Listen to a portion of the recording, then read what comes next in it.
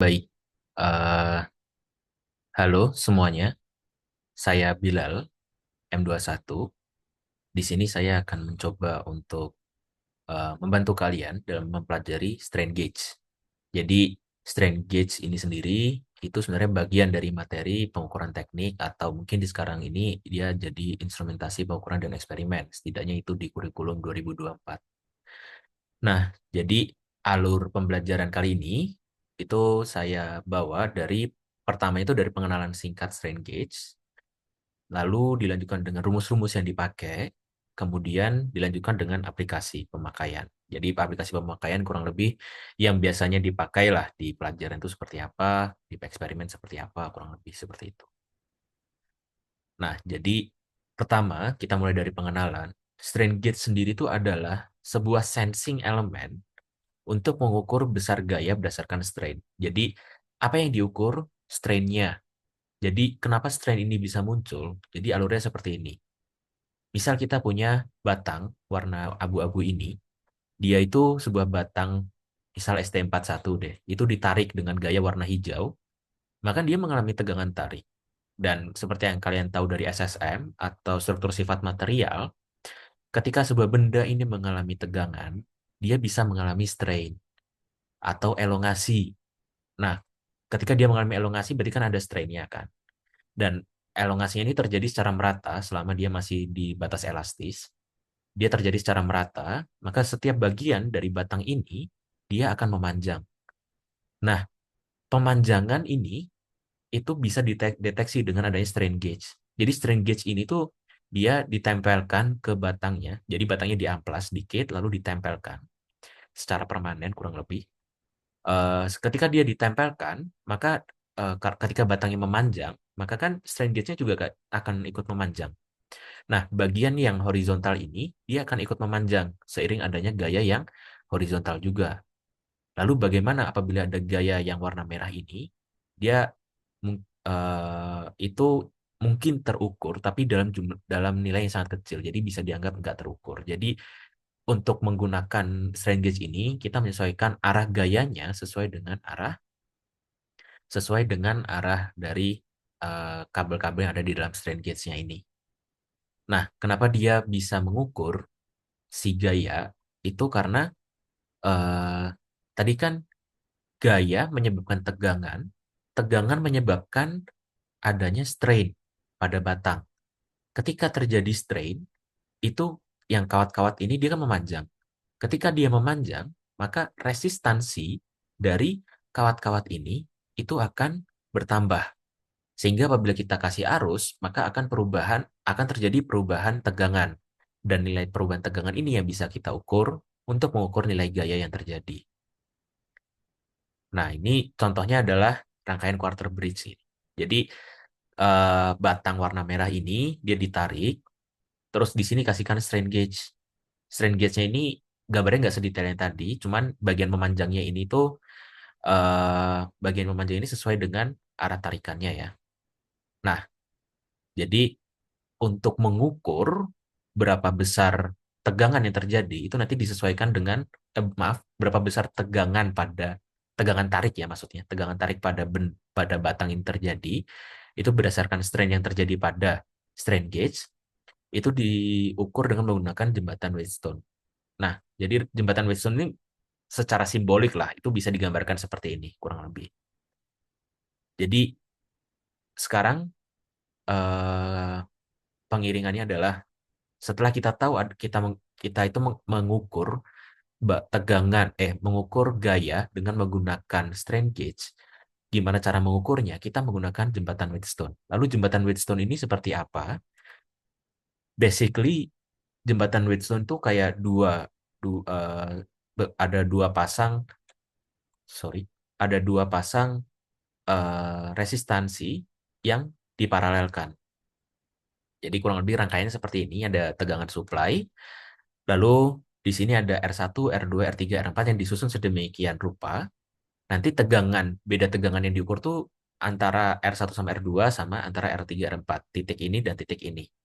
Dicari nilai beda tegangannya, lalu bisa disesuaikan, dikalibrasi dengan berapa gaya yang terjadi. Nah, kemudian nih, gimana caranya kita em, gimana caranya kita mengenali hubungan antara beda tegangan ini terhadap perubahan-perubahan yang terjadi pada resistansi pada strain gauge. Jadi strain gauge tadi itu kan berubah resistansinya kan ya. Nah, jadi kita ada baiknya kita memulai dari mencari berapa tegangan yang terjadi pada rangkaian ini. Nah, jadi pertama kita cari dulu arus totalnya. I sama dengan ini rumus sudah jadi. Sebenarnya kalian kalau misalnya ngitung sendiri itu sama aja. Ini paralel, ini diserikan, lalu diparalelkan, dicari nilai I-nya. Itu nanti kalian dapat rumus ini. Dari rumus ini, kita bisa mencari nilai arus percabangan. Arus percabangan tuh I1 yang ini sama I2 yang ini. Didapat rumus seperti ini. Sekali lagi bisa kalian coba. Di sini karena memang waktunya nggak terlalu banyak, saya singkat. Lalu kita kan tadi tujuannya untuk mencari beda tegangan di titik ini dan titik ini. Nah, berapa nilai beda tegangannya? Itu beda tegangan di sini dan di sini itu adalah R1I1 atau tegangan di sini dikurangi dengan tegangan di sini I2R4. I1 sama I2-nya disubstitusi dari nilai ini, kita akan mendapatkan rumus ini. Dan apabila kita samakan penyebutnya, nah kita akan mendapatkan persamaan seperti yang di bawah ini. Beda tegangan dalam bentuk dimensionless. Maksudnya itu adalah beda perbandingan antara beda tegangan terhadap tegangan supply. Nah, bisa dilihat nih, untuk kedepannya ini kalian nggak perlu nurunin rumus lagi ini, terutama ketika ujian. Bisa cukup dengan melihat polanya aja. Ini ada yang warna kuning, ada yang warna hijau. Yang warna kuning itu adalah yang berseberangan. Nih, yang seperti ada di atas ini. Dia berseberangan. Jadi R1 dengan R3 dikurangi dengan R4, R2. Nah, lalu yang bawah itu yang bertetanggaan. Jadi kan sebenarnya VS ini tuh bisa kita taruh di sini ya. Nah, bertetanggaan itu berarti R4 dengan R3, R1 dengan R2 gitu. Nah, jadi kayak gitulah. Kurang lebih seperti itu. Itu lebih baik dipahamin polanya dulu untuk sekarang ini. Nah, kemudian eh, implika eh, efeknya gimana dengan kita menaruh strain gauge. Jadi di sini tadi ini ada tulisan RG ya. Strain ini tuh adalah strain gauge. Jadi yang ini dan ini dia itu adalah tegangan yang nilainya tetap. Sedangkan strain gauge itu ditaruh di sini di dalam rangkaian itu. Nah, strain gauge itu tegangannya akan berubah-ubah. Jadi misal yang ini adalah R, ini R, ini R. Ini tuh beda sendiri. Dia R plus delta R atau R minus delta R. Dan yang ingin kita carikan delta R-nya ya. Nah, jadi bisa dilanjutkan ke sini. Dari rumus tadi ini RG seperti yang tadi lagi. Itu kalau yang R2, R3, R4-nya kita ganti dengan R, kita akan dapat rumus ini nih. Lalu kita substitusi RG sama dengan R plus delta R, kita akan dapat rumus seperti ini.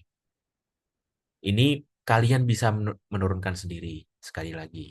Ini secara cepatnya aja, secara ringkasnya aja. Nah, lalu eh, mungkin sekarang kalian bertanya-tanya, kenapa saya tadi menjelaskan tentang strain gauge yang R-nya itu bisa berubah-ubah, resistansinya itu bisa berubah-ubah dengan apa hubungan antara strain gauge dengan Wheatstone bridge sebenarnya. Kenapa rangkaian ini penting? Jadi dengan mengkombinasikan letak dari strain gauge pada bagian yang mengalami tegangan dan posisi resistansi strain gauge di Wheatstone bridge ini, kita bisa melakukan banyak hal. Contoh, misal ada kasus nih, sebuah pelat dia mengalami pemuaian. Jadi anggap aja kalian mau ngukur pressure vessel, enggak usah deh, enggak usah pressure vessel. Misal kalian mengukur pelat ini aja deh. Kalian mengukur tegangan yang terjadi pada pelat, tapi di kondisi temperatur yang tinggi. Nah, emang kenapa kalau ada temperatur? Temperatur itu menyebabkan pemuaian. Pemuaian menyebabkan adanya elongasi. Elongasi ini itu agak beda dengan yang terjadi apabila sebuah pelat ini mengalami gaya. Ketika kita memberikan gaya warna merah ini, maka kan pelat ini dia akan memanjang ke arah horizontal. Sedangkan kalau dia mengalami pemanasan, dia akan mengalami pemuaian. Pemuaian ini ke segala arah, termasuk horizontal atau melintangi arah normal gaya ini, atau bertambah tebalnya itu bisa dia mengalami pemuaian ke segala arah.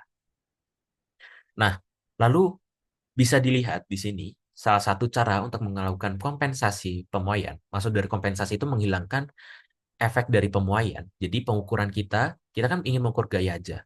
Nah, itu tuh kita kalau misalnya mengukur gaya aja ketika terjadi panas, berarti kan akan ada efek dari pemuaian kan. Jadi elongasinya itu bertambah, ada elongasi akibat pemuaian sama akibat tegangan itu bertumpukan. Jadi kita nggak bisa mengukur yang akibat tegangan doang, maka kita butuh kompensasi untuk menghilangkan dan tanda kutip menghilangkan elongasi akibat pemuaian, setidaknya yang diukur itu kita meletakkan dua strain gauge. Pertama dalam arah yang searah, jadi searah aksial. Satunya lagi itu melintang, tegak lurus, harus tegak lurus dengan arah gaya. Nah, di sini terus kita letakkan dia strain gauge-nya seperti ini. Jadi R1, R2, R1, R2 itu adalah strain gauge-nya. Lalu R3, R4 yang konstan seperti ini. Dan sumber dayanya, VS-nya tadi itu yang tengah. Maka apabila nih di sini di rumus-rumus selanjutnya ini saya akan membuktikan kalau dia itu nggak akan mengukur pemuaian sama sekali. Jadi kalau misalnya kita aplikasikan rumus yang awal lagi tadi, yang berseberangan dikurangin dengan yang berseberangan dikurangin dibagi dengan hasil perkalian dari jumlah tetangganya R2 kali R2 tambah R4 dikali R1 plus R3 yang ini. Maka kita akan mendapatkan hasil seperti ini. Jadi kan ketika pemuaian berarti dua-duanya mendapatkan delta R ya. Karena ini karena pemuaian itu ke segala arah. R plus delta R, R1-nya, yang R2-nya juga R plus delta R. Nah, yang bagian atas ini kan sama, bagian pembilangnya sama, maka kan nilainya 0. Akibatnya, delta V ini tidak akan ada ketika pemuaian. Jadi delta V sama dengan 0. Namun, apakah dia masih bisa mengukur tegangan tarik? Jawabannya masih bisa. Misal, dia tidak terjadi pemuaian sama sekali. Berarti kan yang mengalami elongasi cuma R1. Artinya yang R1 jadi R plus delta R. R2-nya dia tetap R. Nah, maka hasilnya tidak akan sama dengan 0, mengindikasikan bahwa delta V ini akan menjadi nilai dari ini dikalikan dengan VS atau konstanta kali VS. Jadi dia proporsional lah terhadap VS-nya. Jadi delta V-nya ada gitu ketika dia terjadi tegangan tarik. Lalu muncul lagi pertanyaan, bagaimana kalau dia terjadi pemuaian dan terjadi tarikan? Jadi kita ngukur ketika dia panas, tapi kita ngukur yang ingin kita ukur tuh tegangan tarik aja. Jawabannya dia masih bisa. Kita lihat di sini, misal ada yang namanya regangan akibat muai, di sini adalah delta Rm, dan akibat tegangan delta Rt. Nah, maka R1 ini dia akan mengalami delta Rm dan delta Rt, berarti dia tegangannya akan menjadi R ditambah delta Rm ditambah delta Rt. Yang R2 dia akan menjadi R ditambah delta Rm, karena dia kan cuma pemuaian aja, dia nggak mengalami tarikan kan, maupun tekanan. Tekanan akibat, maksudnya itu compression. Dia nggak akan mengalami itu, yang R2. Nah, di sini yang R1 jadi R plus delta RT ditambah delta Rm dikalikan dengan sorry tadi kalikan dengan R4 yang nilainya R.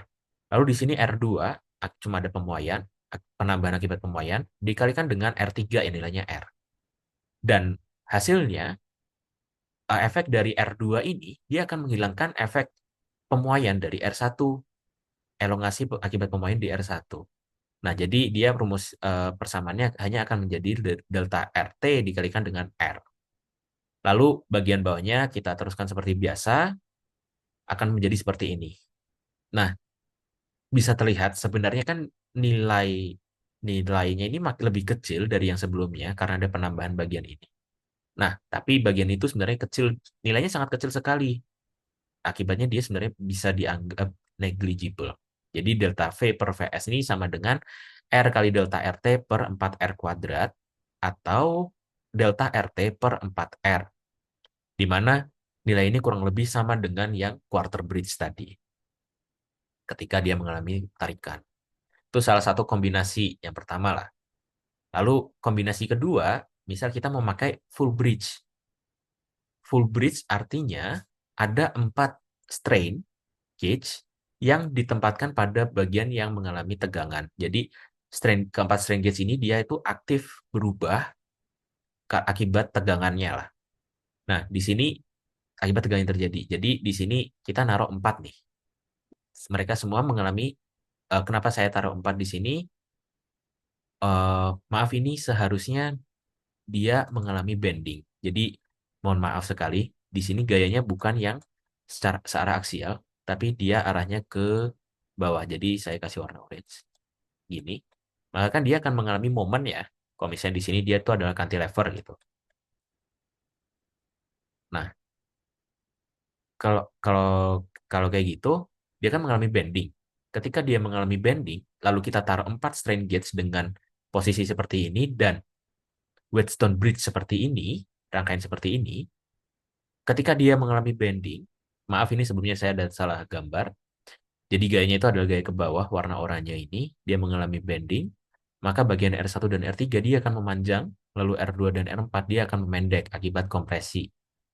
Kalau dia mengalami kompresi, berarti kan tegangannya, maaf, resistansinya makin kecil, R minus delta R. Sedangkan yang mengalami tension, dia akan memanjang, maka dia akan, eh, resistansinya akan menjadi R plus delta R. Kita masukkan seperti ini, maka kita akan mendapatkan hasil seperti ini. Ini dia menunjukkan sensitivitas yang lebih besar. Sebenarnya sebenarnya eh, tergantung sih nanti ke depannya kenapa kalian menggunakan full bridge itu pasti akan ada alasan-alasan lainnya. Nah, terus selain selain yang full bridge ini sama yang kompensasi temperatur tadi sebenarnya masih banyak lagi aplikasinya. Cuman saya akan mengangkat beberapa lagi yang sekiranya itu sering dibahas. Saya ingatkan dulu.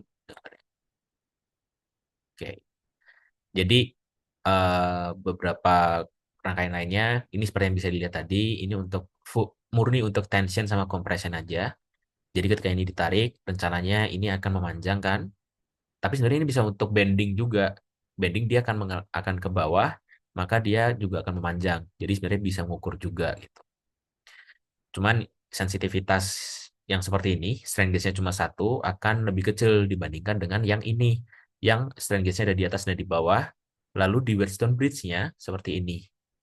Nah, kelebihan dari rangkaian seperti ini adalah dia juga bisa mengompensasi tarikan murni. Jadi ketika ini full ditarik ke kanan, dia nggak akan mendeteksi adanya gaya sama sekali. Tapi ketika kita kasih bending ke bawah, dia akan mendeteksi dengan sensitivitas yang lebih besar daripada yang rangkaian seperti ini. Jadi ini cocok untuk bending, ini cocok untuk tension. Lalu ini kompensasi temperatur seperti yang tadi, ada satu yang searah dengan gaya, searah aksial gaya, satunya lagi melintang gaya. Lalu selain dengan cara yang tadi, yang ini, itu bisa dengan penambahan dummy. Jadi yang bagian ini, yang bagian yang melintang di sini itu bisa dihilangkan, kita ganti dengan penambahan dummy. Nah, penambahan dummy ini berarti kan ada strain gauge di batang lain yang tidak mengalami gaya. Nah, dummy ini juga sama efektif bekerjanya. Dia akan mengalami pemuaian juga. Kalau di sini kan dia mengalami tegangan dan pemuaian. Kalau di sini dia mengalami pemuaian aja. Perhitungannya juga akan sama. Jadi, intinya untuk melakukan kompensasi temperatur bisa dengan menambahkan eh, strain gauge yang melintang atau penambahan dummy. Nah, terus untuk pengukuran torsi itu juga agak tricky. Jadi, kalau torsi itu dia misal nih silinder nih. Misal dia silinder. Silinder ini dikasih gaya yang searah seperti ini. Saya kurang tahu kalian paham dengan ini atau enggak. Cuman coba deh kalian cek kalau misalnya ada gaya momen seperti ini, itu artinya apa? Ini sebenarnya beban torsi yang arahnya ke arah sini. Ini kayak aturan tangan kanan, jempolnya di sini. Nah, itu ketika kita memberikan beban torsi seperti ini, maka yang bagian strain gauge ini kan akan mengalami tarikan. Tapi sebenarnya gimana sih kita bisa mendapatkan seperti ini? Jawabannya sederhana sebenarnya. Kayak ini tuh sebenarnya kalau torsi itu pure beban geser ya sebenarnya. Cuman kalau kalian ingat-ingat lagi di LMS, di MKM, ada namanya lingkaran Moore. Nah, kalau kalian tahu stress plane, jadi untuk mengubah gaya geser murni menjadi sebuah principal stress, di mana principal stress itu adalah gaya tarik, itu dengan memutar stress plane-nya itu sebesar 45 derajat. Makanya strain gauge-nya itu dipasang 45 derajat juga. Nah, di sini yang garisnya tegas itu artinya ada di depan, maksudnya yang misalkan punya silinder langsung itu yang ada di depan kalian langsung, sedangkan kalau yang garis putus-putus itu ada di belakangnya. Gitu. Nah, untuk memperbesar sensitivitasnya kita bisa masang keduanya secara berseberangan. Tapi jangan jangan bertetanggaan. Kalau bertetanggaan nggak akan bisa terukur. Gimana cara membuktikannya? Pakai rumus yang tadi, yang awal banget tadi, yang ini. Nah, yang ini. Jadi intinya rumus ini tuh, ini rumus yang sangat penting yang harus kalian pahami dulu. Dan rumus ini asalnya dari mana? Dari Weston Bridge. Bisa dicari seperti ini. Demikianlah. Itu kurang lebih apa yang itu kurang lebih adalah segala yang perlu kalian tahu dari strain gauge. Kurang lebih seperti itu. Demikian eh, demikian ilmu yang bisa saya sampaikan. Semoga bisa membantu. Apabila ada kesalahan, saya mohon maaf. Terima kasih. Wassalamualaikum warahmatullahi wabarakatuh.